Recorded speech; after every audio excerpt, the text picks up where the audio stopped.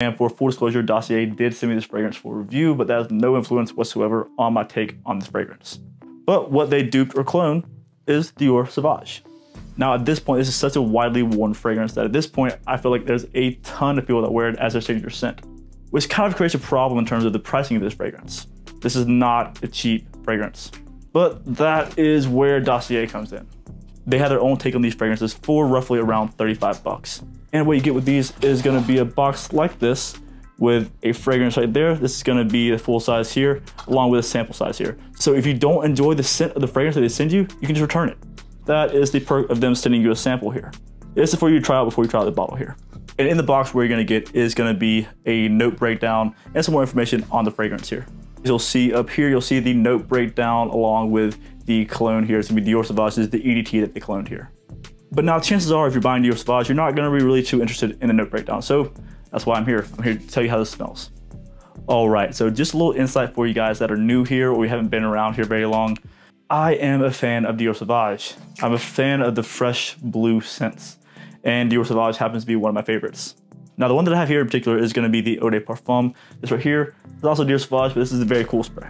But the first Dior Sauvage that I owned was the EDT, which is what Dossier is cloning right here.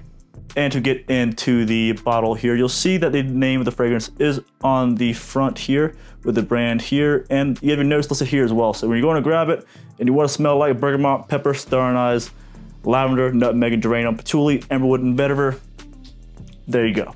And one cool thing about this bottle, guys, this label is a bit bland. It has, it's informative, but it's a bit bland. One cool thing here is that the cap is magnetic. So you can hold it by its cap with no worries. And now, so that I don't waste any more of these sprays out of this bottle, what I'm gonna do is I'm gonna apply the sample onto my skin. Just to kind of get a refresher on the scent here.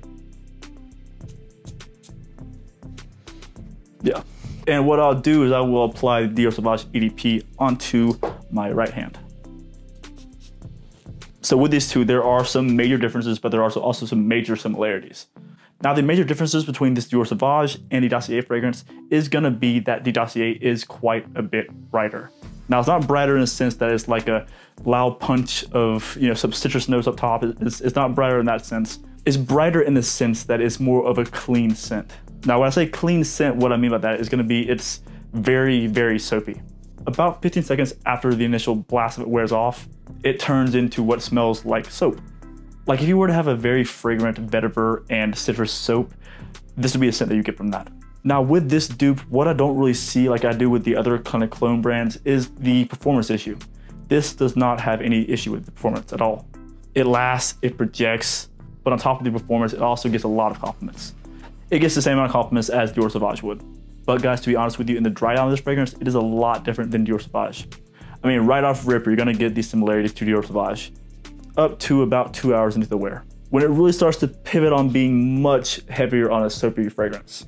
And these citrus notes really do dial back, and they really sit in the back of that soapiness that's there, which I consider a plus just for the fact that now it can be unisex. Dior Sauvage is mostly gonna be known for it being a masculine male scent with the extra umph of soapiness. It doesn't really lean masculine or feminine really at all.